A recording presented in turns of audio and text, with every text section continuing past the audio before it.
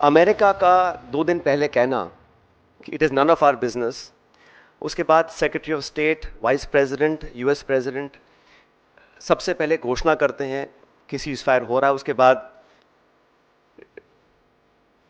पाकिस्तान और भारत भी cease fire का ऐलान करते हैं।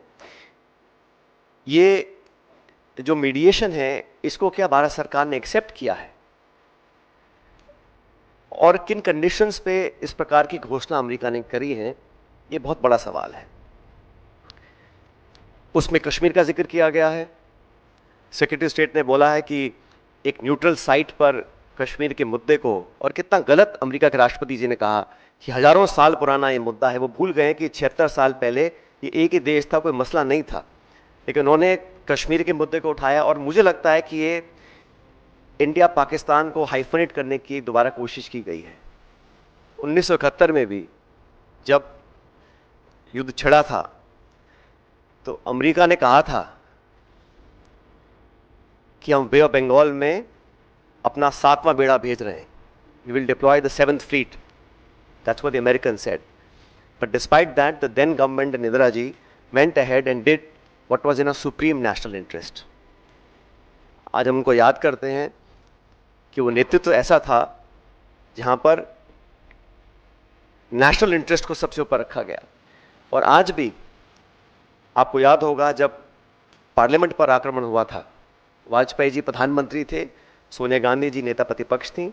सदन के पटन पर उन्होंने खड़े होकर कहा था कि भारत, पूरा देश और पूरा विपक्ष सरकार के साथ है, जो भी उचित कदम उठाना है उसको उठाएं और निसंकोच उठाएं, हम आपके साथ रहेंगे।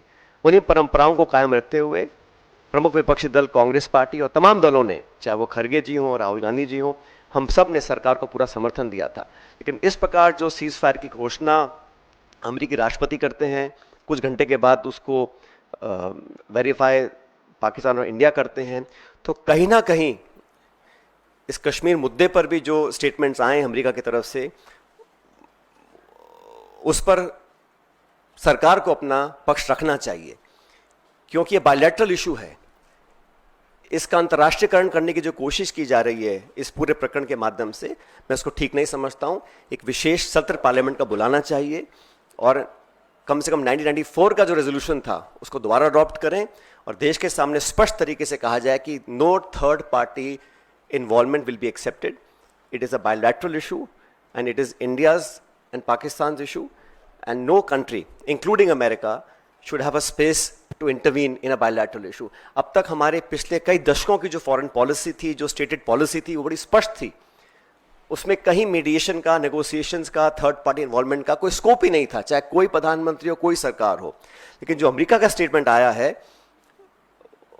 उस पर इन सारी चीजों के ऊपर एक सवाल उठना लाजमी बनता है। आप सबको याद होगा 1994 में कांग्रेस की सरकार में सर्वसम्मति से एक प्रस्ताव पारित किया था जहां पर पीओके को वापस लेने की सहमति संपूर्ण संसद के सभी सदस्यों ने एक स्वर में ली थी।